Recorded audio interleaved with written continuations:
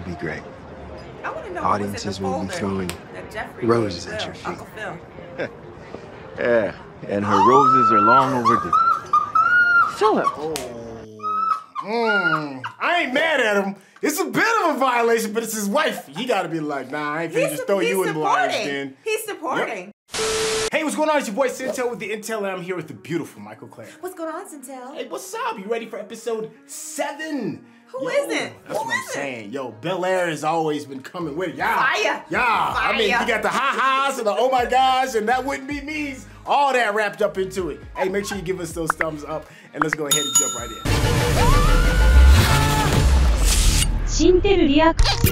It's been a while since we had a good talk. Well, what do you want to talk about? We haven't spoken much since the fundraiser, and I was wondering, how close are you and Will? Oh my gosh.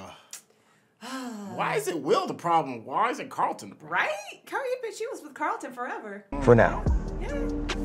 That's tough. I mean, well, that didn't really sit well, right? I thought she was going to practice. Practice starts soon and I still gotta change. I hate that we have to sneak around like this. Me too, but what choice do we have? We both got that talk. I like her shoes. That's what I just said. Yeah. Oh, you did? Come back. Speaking of that, They like F you Carlton. gotta tell him. Right? I mean, hiding it from everybody else is one thing, but he deserves better. That's jacked up, and you know he's fragile, Will. You know it. So does she. Is there a limit to how much we're gonna sink into this? Okay, now I wouldn't think about it as sinking money. It's more of an investment. Oh, I don't think so so. Steven, how much are you gonna invest in this? I mean, it is affecting the family. It's a big Should I deal. transfer the money back? Oh. Back. Did it. Wow, you speaking reckless. He Yeah, did just that go on on the purpose. dip. He did that on purpose. He needed to have a talk with Jeffrey. My account? That's the one you went with? Well, you're the one who blew up the spot. Violation. Homie? Isn't there a bro code or something? I don't There know. is a bro Yeah, code, I'm like, but I don't know. still. Okay, coach. Looks like lacrosse is still one sport they can't take away from us. Oh! Will warned him. Come on. You know what? He'd have gotten that stick to the... I'm sorry, I'm not a violent person. I'm a pacifist. But if I were Carlton, he'd have got that stick to the... He's about to knock him out. I can feel it. Gotcha. You little bitch! Yeah. You don't want to hurt your teammate. No, because you're the teammate. That's not a good move. Like, you want to check somebody, but you don't want to hurt your own teammate, though. Well, he said he hurt him with his words. Yeah, you know. I get why he did it. No, but I'm just saying you shouldn't do it. Yeah, that was just the intro. They was just showing, we're just going to build up some beef before we get you with the gospel sounds. The team thinks I broke Connor's wrist on purpose, and I guess throwing my stuff in the shower was retaliation. He's gonna turn the whole school against me. You can keep it a stack with me. Sound familiar? Did you do it on purpose? Yeah. Look, he deserved that shit. I'm proud of you, bro. The virgins. Not exactly who I expected to turn off the party, but we'll make it work. Look, how many people are we even inviting to this thing? All right, we promised my mom that it would be an exclusive guest list. Bro, relax. I'm not gonna let them tear up the house. Let them. All right, good. High schoolers. who were on that All right, and I didn't have a See, I'm pool and a Carlton, hot though. tub in my backyard. I'm Carlton on this one. Ooh. I'm like, please don't tear up my house. Action of course. Being a legend has a cost, Oh, though. don't tear, not my house, not my mama's house. Oh, golly. Hello, everybody. Miss Banks gonna be up. Well, no, her mom is, I mean, she's showing her mom. Yeah. Yeah. But at least she showed it to herself. I mean, he's the man of his castle, so I'm sure he can handle it. Oh, I know. Oh, come on now. But Jeffrey. it's how he's All he going gotta to handle do is it, call yeah. Jeffrey. Be like, yo. I'm gonna need you to arrange some flowers, spa day, or Look at Jeffrey! dinner at Asanebo, something. Yo, my man Swag is on 1 million. Squad. He's We've neglected to I ain't mention that saying, but I'm saying. Look, Yeah, so I I know feel you have that. full trust in her, but Mr. Broderick has quite a reputation. Ooh. He's the one you need to worry about. Ooh. God, you gotta love a homie like that. Not if you're the missus. Just kidding. You got your man's best intentions. Like, I ain't saying your lady gonna do anything, but that dude. Just saying. Let me know. I mean, we'll move some furniture up in here. They gotta handle the house party. Why is she all fancied up though? Because you know why? She wants some attention. I know. Let's say she gonna act on it, but you know, she still wants some attention. I know. Those earrings look kind of Aztecian, look like South American kind of thing, right? They do. Yeah. It was exactly. Oh no. Oh yeah, you know he gonna be entertaining. Oh. Tread lightly. Oh, perfect. My Thank you so sweets much. Good, is good, great. of course. Thank you. Listen, I gotta go Coordinating finish that for me. coordinating a few final details, but people here are dying to talk to you. Oh, pretty mother sucker. He ain't Uncle Phil. Let me tell you that. Carlton, relax. I got you. Will no. Okay? For real, don't show After we up throw the till party of late the year, anyway. you're gonna reinvent yourself We know. and show people you don't need Connor's nut ass to be the man. Fashionably late. Correct. You think Lisa's gonna come? Heck yeah, Lisa gonna come. You kidding me? Even after her pop's conversation? She ain't finna miss this party. It'll be great. I want to know Audiences will be what was in the throwing folder that Jeffrey roses gave at Will, your feet. Uncle Phil. Yeah, and her roses are long overdue. Philip. I ain't mad at him. It's a bit of a violation, but it's his wife. He gotta be like, nah, I ain't finna just throw you in the lines then. He's supporting. Join the party. Right? He's supporting her. Ah, look. He's like, ah. Look at her face. Look at her face. Like he said, yeah, right here. We gonna get this Told party me, rolling. Party of 3. If y'all want to have sex, do it in the back of your car. Hillary Banks. Hey, go, Cracking Jazz. the whip. I don't know if you missed the last Black people meeting, but that phrase. Dang, she is way taller than him. Yeah, she's got on heels too. Look, I'll tell you everything. I just need a strong drink first. Let's get it popping there. She is a full foot taller than him. Right? How you got drinks up at the high school And party? I know that this is an important weekend for you, and I'm not. It's because Uncle Phil ain't home. I don't like that. Not at all. Oh, they about to tear the house Yes, up. they are. Any more questions? And he handled it. There we go. Ooh, a night I love out. seeing black love. Dang it. There we So go. cute, around these for me, little please. butterflies. Look at you. No, she wearing it right. I love the color. I love the color. Yes. Ah, black love. It's a beautiful thing. That's what This you just month. said. That's what you just said. I know, but I mean it like sincerely. I've This read, you dude have quite says a it like a track record. snake. Oh, did you hear what he said? What'd he say? He said, from what I've heard, you have quite a track record. Got a little matchmaking situation going on, so you see. Okay, wait, right there.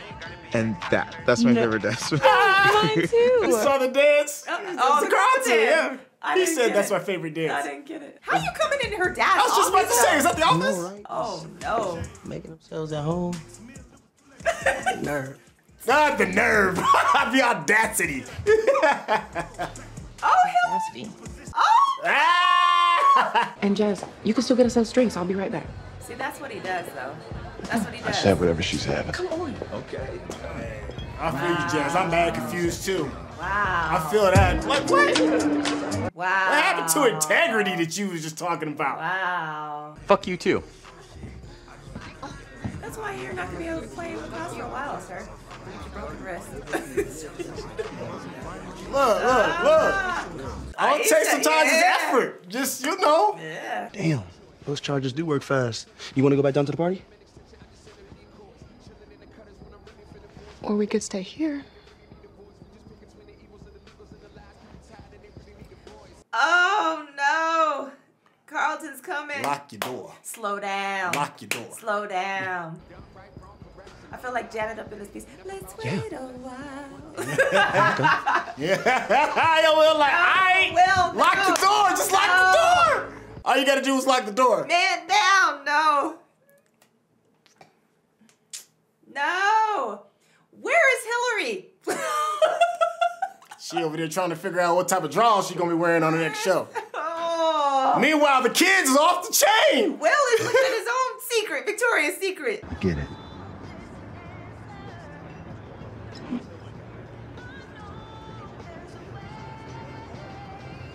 What's crazy is he's handling it very well. The name an Autistic Fellowship.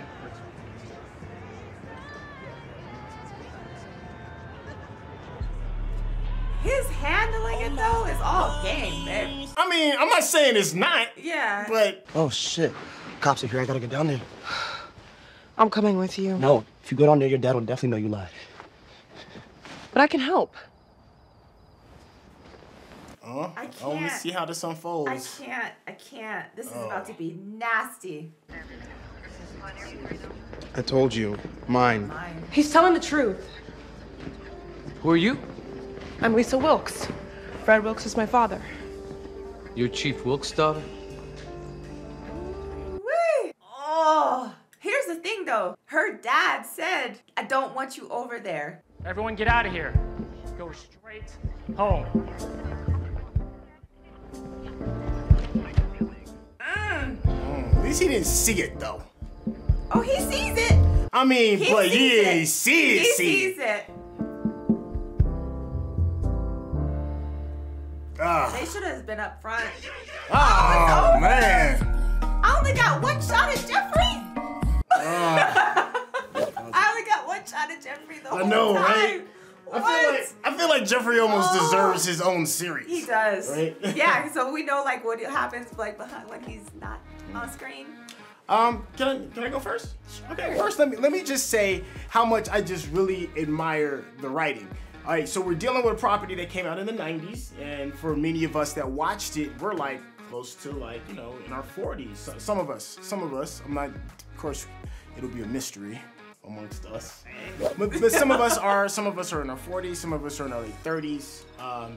But they're doing such a really good job of handling the adult side for those of us that are a little bit older, and they're doing a really good job, or at least what I'm assuming is a really good job for the younger side, for the newer audience, for maybe viewers who are like in their early 20s, maybe early teens, late teens. So it seems that that's not an easy thing to kind of like pull off, you know, to be able to address so many different generations. So this was a really good episode because it wasn't action heavy, you know, it was just some really good dialogue that was going on between everybody. No, I do agree. I do agree. Multi-generational, right? Yeah. So yeah, they had like your old heads. Yeah. You know, Uncle Phil and Aunt Viv and what they're dealing with and going through, and you know, at a certain point in life, you know, the whole, I don't want to call it a midlife crisis, but just like personal growth journeys are there, and then, you know, the older you get, the more personal growth journeys you may have to like look at and kind of assess where you are in life and that kind of things, and things you may have given up for, you know, marriage and kids and that kind of thing. So I do respect that. I feel so far removed from like Will and Carlton. Even, you know, it's just like, I feel like I was that age so long ago that I'm like, wow, is this what they're really dealing with now? Like the Xanax and all this stuff. I'm like, you know, so that's, I feel a little removed, but I'm glad that they're talking about it, addressing it for people that can relate. Right. And to kind of know like what some of our kids might be going through and that kind of thing. Yeah. Ashley, you know, they mentioned her one time, didn't show her at all. You know, she's on her way to Big Bear. Hashtag free Ashley. She's on her way, and now hashtag where's Jeffrey? I know where Jeffrey. He's with Ashley. So you know, that's where they send them off together when they don't want them on the show. But no, so yeah, I do really appreciate that, and Hillary and what she's dealing with. So that's a whole other generation too, right? Like the millennial generation. Yeah. So I like that they're addressing that as well. All right, so one of the issues, and there's a lot of them, and forgive us if we don't touch on every single one. We just want to make sure, you know, we keep it conversational without boring you too much. But one of the things that I found pretty interesting is the rebuilding of Carlton, right? Like the first few episodes, I couldn't stand him, like hated him, couldn't wait to see his downfall.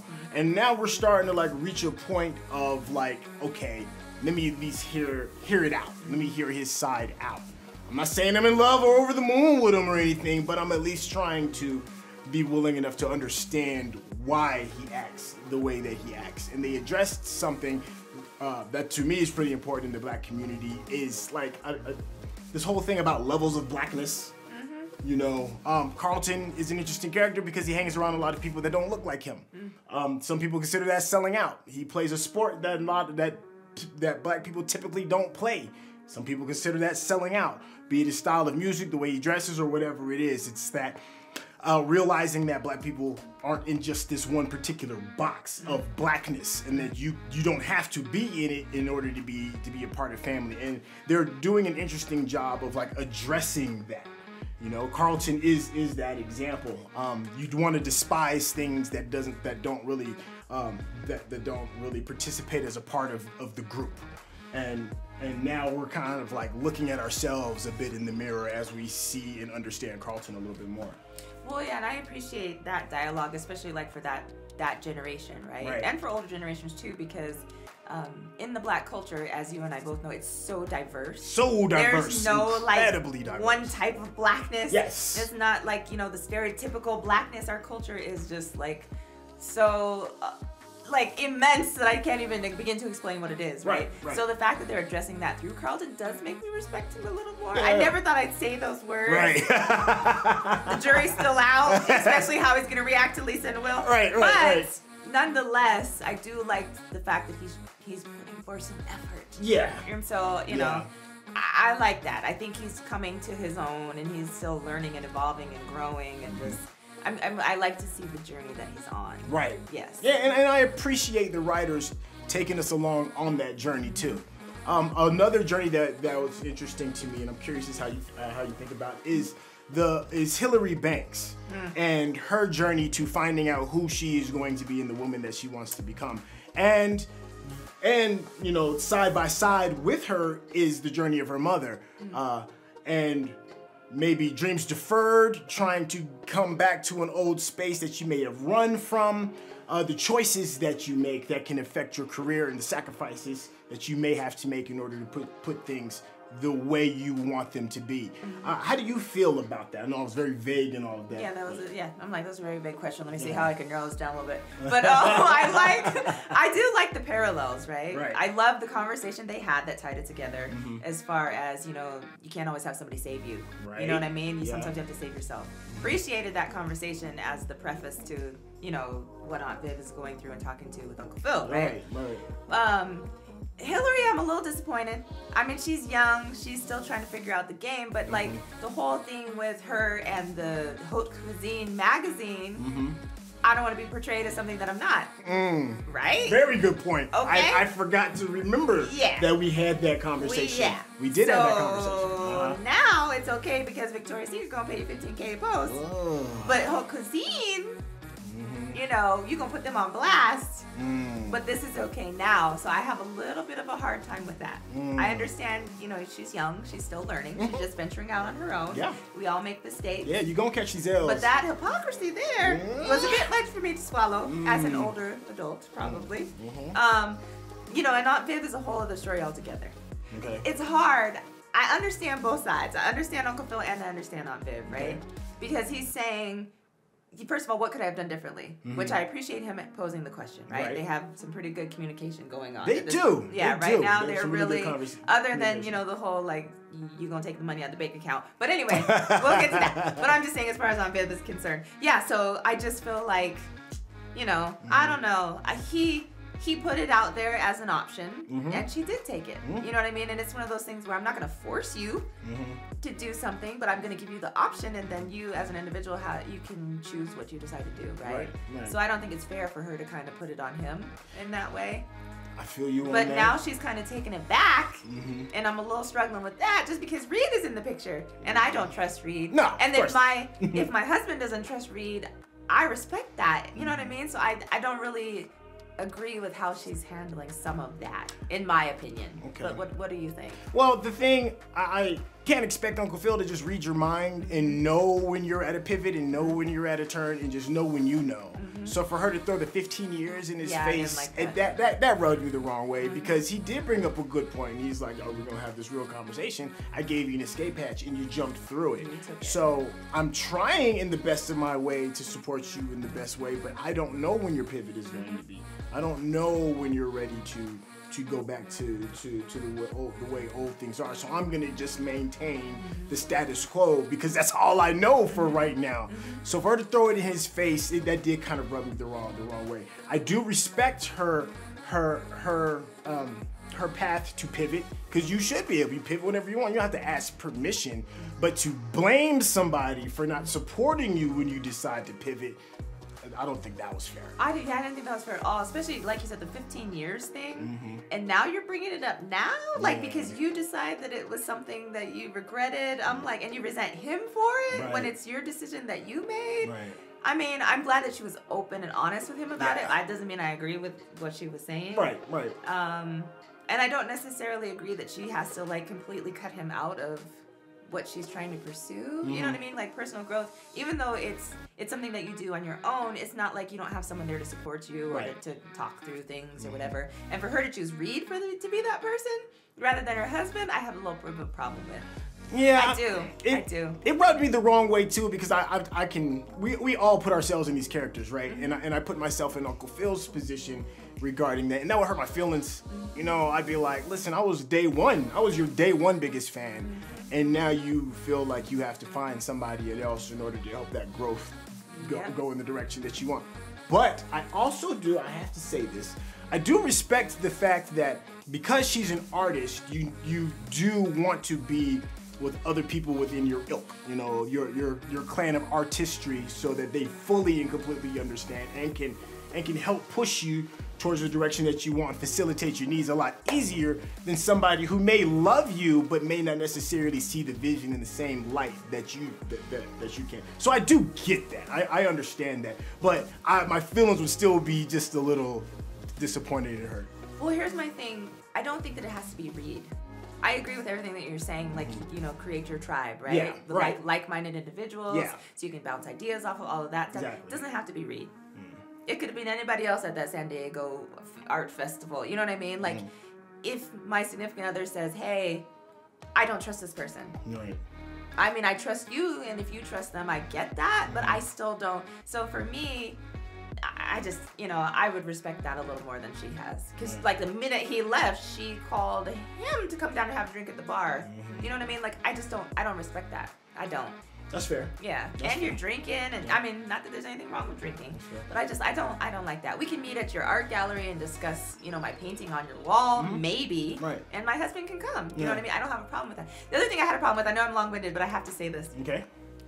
Okay, so, you know, oh, but Reed, he loves my art and it makes me feel so alive that he loves it. Was I not at your art show supporting every single thing you did? Yeah. Did I not beam with pride at every single thing? Did I not see the struggle you were going through and I was there to support you and I offered you this opportunity if you wanted to do something different? I did not like that. But you know, I think a lot of times it's just human beings being human beings. It's that whole, what have you done for me lately?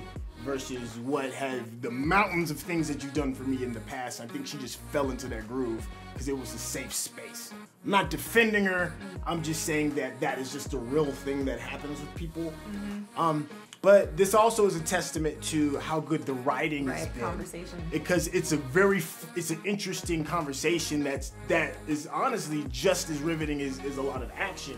Because you can feel the jabs and the feints in this battle of conversation regarding two people that love each other, respect each other, but they're trying to figure out where the other one stands and how are you going to help facilitate my growth, even though that growth might come at a cost to myself.